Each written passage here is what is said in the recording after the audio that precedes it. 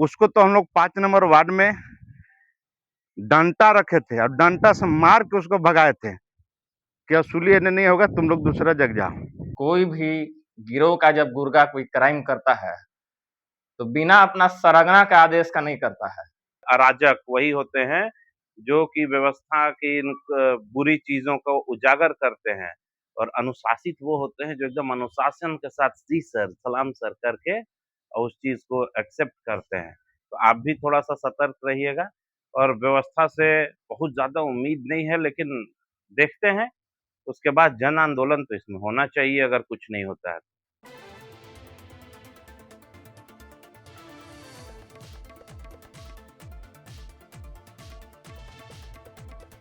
नमस्कार, आप देख रहे हैं कैपिटल न्यूज। मैं हूं प्रफुल्ल गिरी। नगर निगम में खुलेआम वसूली के खबर को हमने दिखाया था। आज की इस खबर को देखकर आप इस पूरे खेल को बिल्कुल स्पष्टता से समझ लेंगे। पिछली खबर में स्पष्ट था कि किस तरीके से निगम में गुंडागर्दी जारी है, और उस वक्त हमने अपने शब्दों पर खुद ही थोड़ा आपत्ति जताया था कि गुंडागर्दी शब्द पता नहीं सही है भी कि नहीं।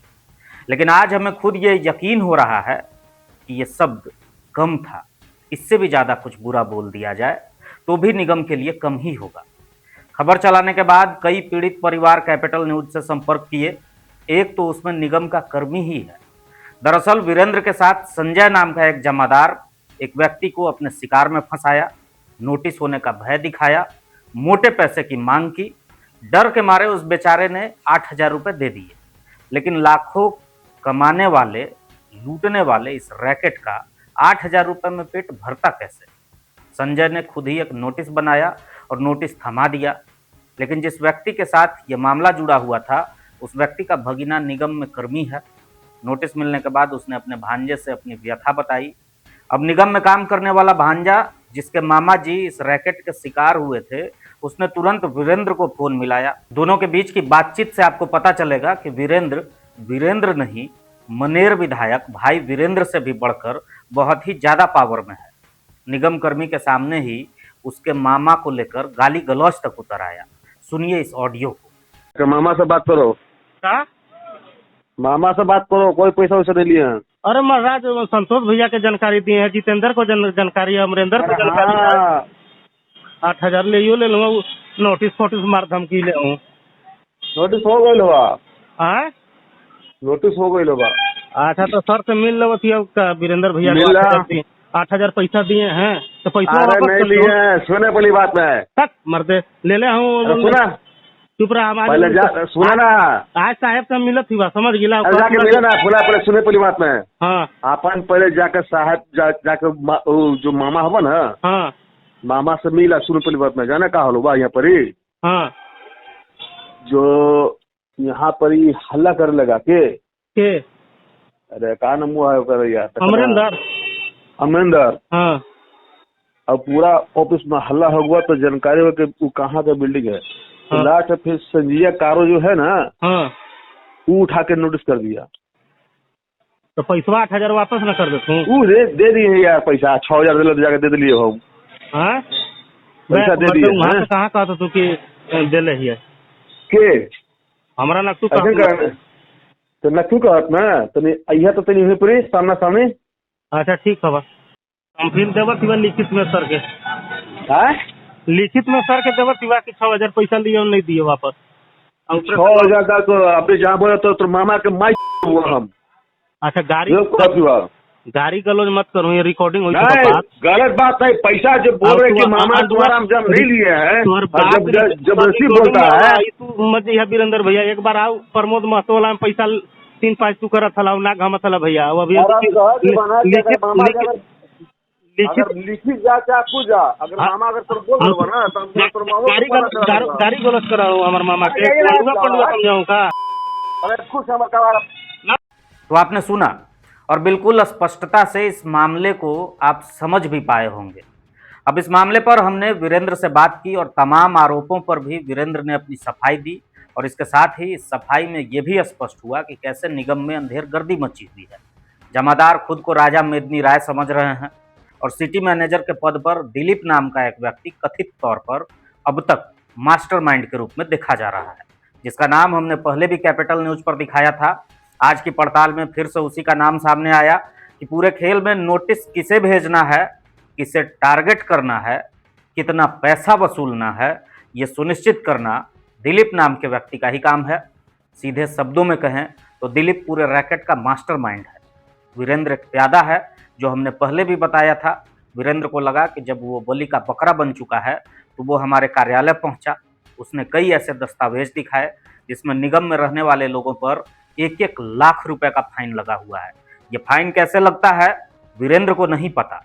सहायक नगर आयुक्त के साइन के साथ 1 लाख रुपए का फाइन, जिसमें यह नहीं दर्शाया गया है कि ये फाइन आखिरकार लगा किस लिए, ये फाइन क्यों लगा है, किस अपराध पर लगा है, किस आदेश की अवहेलना पर लगा है, ये सब कुछ नहीं लिखा हुआ है। बस 1 लाख रुपए फाइन लगाया गया है। फाइन लगाने का मकसद और मानक क्या था ये भी उसमें नहीं लिखा हुआ है।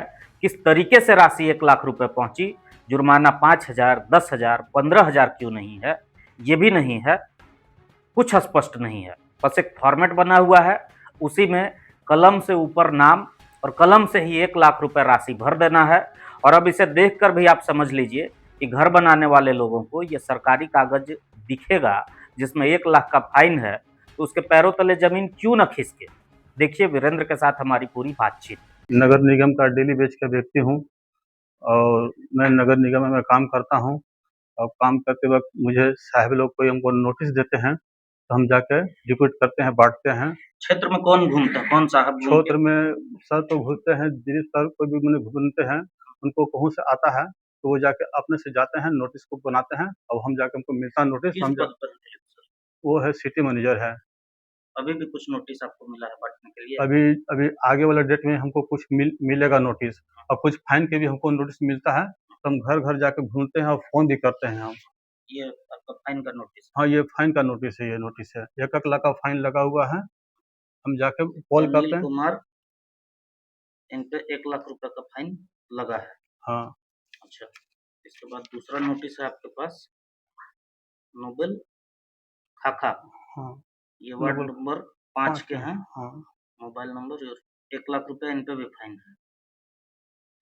29 जनवरी 2026 को वीरेंद्र कुमार, वार्ड नंबर 8 के हैं, हाउसिंग कॉलोनी। इन पे भी आपका 1 लाख रुपए का फाइन है जी। और Anju Devi, ward number TV tower के पास की वार्ड नंबर 3, इन पे भी 1 लाख का फाइन है। अब है ये संतोष पासवान, वार्ड नंबर 3, 1 लाख रुपए का इन पे भी फाइन है जी। इन पे। तो ये कैसे तय होता है कि 1 लाख रुपया फाइन इस पे किया गया, क्या मानक है इसका? अब ये साहब जो भी डिविजन करेंगे वो साहब बताएंगे कि कैसे फाइन लगाते हैं, कैसे नहीं लगाते हैं। मेरा काम है, मैं एक चपरासी हूँ, हमको फाइन मिलता है, लेटर मिलता है, हम ले जाकर बांटते हैं। जो ऑडियो बात हुआ जी, आपको भी हम सुनाए जी। इसमें बात हो रहा है कि नोटिस 6,000 8,000 रुपया भी निगम के जो कर्मी हैं उनके मामा से पैसा भी ले लिया गया और नोटिस भी दे दिया गया। सर इस जगह पर हम पैसा कौड़ी इसका लिए नहीं थे। एक संजय था जिम्मेदार, वही नोटिस किया था, तो हम जाके दिए थे उनको हम नोटिस। किस वार्ड का? वार्ड नंबर 3 का था, पहले था जिम्मेदार था संजय था, वही अभी जाके कहाँ है नोटिस किया संजय? है। अभी हमको पता नहीं सर कौन वार्ड में से ये, निगम में कार्यरत है? अब तुमको सर पता नहीं है। नोटिस वही किया था? नोटिस वही किया था, संजय तो किया था। निगम क्या मतलब दिल्ली डीएमसी है यहाँ के, नहीं पता चलता है कि कौन आदमी है, कौन ड्यूटी तो में सर जा रहा है? जिम्मेदार है, इन्हें से उन्हें ट्रांसफर होता रहता है कि हम क्या कर सकते हैं सर, बताइए ना। अभी मुलाकात भी नहीं होती है? आता है कभी जब कचहरी में वो। जी, वही एने का था, वार्ड का था, वही नोटिस किया था, हम संजय जाके। नोटिस किया था? हाँ, संजय नोटिस किया था, हम जाके दिए थे सर। जमादार भी नोटिस कर देता है? हाँ, जिम्मेदार किया था पहले सर नोटिस। नोटिस जमादार करते हैं, फाइन अधिकारी लगाते हैं। जी हाँ, अब हम सब बांटते हैं। हाँ। जी। तो उस मामले में क्या कुछ हुआ था? बड़ा हॉट टॉप उसमें हम लोग देखे कि गाली गलौज का भी तो सर हम पर कोई जबरदस्ती मैंने बोला गया तो हमको गुस्सा में गए। जब हम जो काम नहीं किए हैं, हम पर जबरदस्ती कोई आरोप लगाया तो हम क्या बोले सर, गुस्सा में हमको कहे हुआ। अब इस पूरे मामले को लेकर शहर के कई लोग आक्रोशित हैं। लोगों की अलग अलग प्रतिक्रियाएं सामने आ रही हैं। कुशवाहा समाज के जिलाध्यक्ष अजीत मेहता ने कहा कि पोखराहा में निगम के कर्मियों से उनके वसूली से परेशान होकर एक मोटा डंडा रखा गया था। इसके साथ ही उन्होंने कहा कि सभी निगम के कर्मियों, सिटी मैनेजर समेत उनकी संपत्ति की जांच करवाई जाए कि पिछले 3-4 सालों में उनकी संपत्ति कई गुना बढ़ी है। कल कैप्टन लूज के जो हम लोग देखे तो भ्रष्टाचार की बात आई तो सचमुच आपको हम बता दें कि निगम में जो जितना बड़ा भ्रष्टाचार हुआ है, खासकर नगर निगम मेदिनीनगर में, झारखंड में किसी कोना में इतना बड़ा नहीं हुआ होगा। कारण कह के हम उसको नजदीक से देखे हैं कि आपने वीरेंद्र नाम के व्यक्ति का जो आपने न्यूज चलाया है, तो उसका काम है चिट्ठी बांटना। जब बांटने जाता है तो उन्होंने अपने आप को नगर आयुक्त से ऊपर के बात को समझाता है, और उसको तो हम लोग 5 नंबर वार्ड में डंटा रखे थे और डंटा से मार के उसको भगाए थे कि असूली इन्हें नहीं होगा, तुम लोग दूसरा जग जाओ। और वही नहीं, छोटा से लेके बड़ा यानी सीढ़ी बाई सीढ़ी हम चैलेंज के साथ बोल देंगे कि 32 को आपका जमादार है, सिटी मैनेजर 5-6 है। आप 3 साल पहले का संपत्ति की जांच करा लीजिए, 1 लाख और 1.5 लाख संपत्ति होगा, आज 2 से 3 करोड़ है। जमींदार के घर में ऐसा टाइल्स लगा है कि छत में भी टाइल्स लगा है। अब सबको जांच करा लीजिए। और 50,000, 1 लाख, हमारा 5 नंबर वार्ड से तो करोड़ों गया होगा।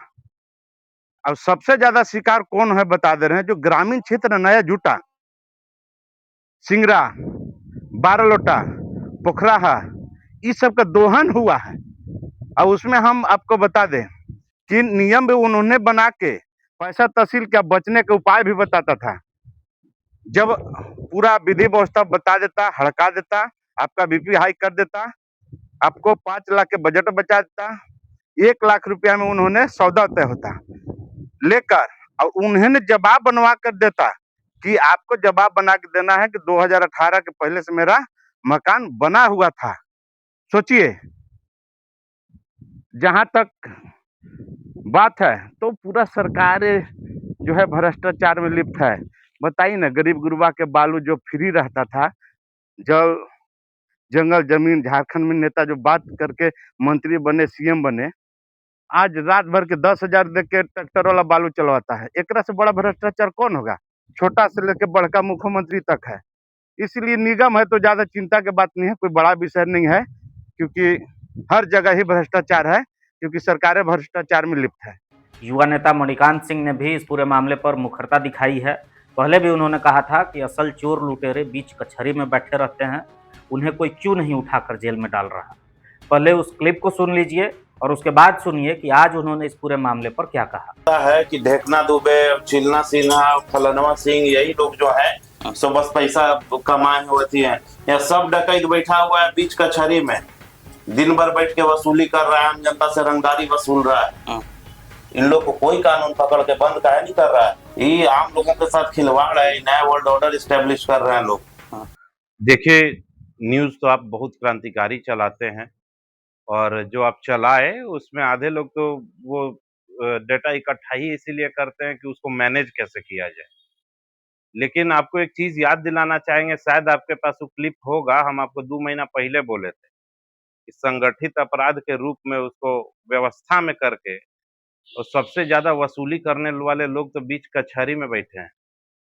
तो देखिए, अभी के वर्तमान दौर में आप न्यूज तो चलाए हैं, लेकिन जो समाज का सिस्टम चल रहा है, जो अधिकारियों का सिस्टम चल रहा है, हम बहुत ज्यादा उम्मीद भी नहीं रखे हैं कि बिना किसी प्रॉपर जन आंदोलन के इन चीजों का समाधान भी किया जाएगा। ऐसी कई घटनाएं हो चुकी हैं और लीपापोती कर दी जाती है, और हम तो आपको भी बोलेंगे कि देखिएगा कि शायद आप ही को व्यवस्था अपराधी न घोषित कर दे। यहाँ लोग अपराधी और क्या उसको बोलते हैं, अराजक वही होते हैं जो कि व्यवस्था की इन बुरी चीजों को उजागर करते हैं, और अनुशासित वो होते हैं जो एकदम अनुशासन के साथ जी सर, सलाम सर करके और उस चीज को एक्सेप्ट करते हैं। तो आप भी थोड़ा सा सतर्क रहिएगा, और व्यवस्था से बहुत ज्यादा उम्मीद नहीं है, लेकिन देखते हैं उसके बाद जन आंदोलन तो इसमें होना चाहिए अगर कुछ नहीं होता है। वहीं इस मामले पर वार्ड नंबर 24 के पार्षद प्रत्याशी रहे अभिजीत प्रताप देव ने कहा कि किसी भी अपराध के पीछे गैंग के मुख्य सरगना का हाथ होता है, बिना उसके इशारे का कुछ नहीं हो सकता। और इस सरकारी गिरोह में भी कोई न कोई गैंग लीडर है, उसकी पहचान बेहद आवश्यक है, उसे बेनकाब करना ही असल कामयाबी होगी। देखिए प्रफुल्ल भैया, सबसे पहले मैं ये बताना चाहता हूँ कि कोई भी गिरोह का जब गुर्गा कोई क्राइम करता है तो बिना अपना सरगना का आदेश का नहीं करता है। तो अब सबसे बड़ा जांच का विषय यही है कि आइडेंटिफाई किया जाए कि इस गैंग का मास्टरमाइंड कौन है, सरगना कौन है।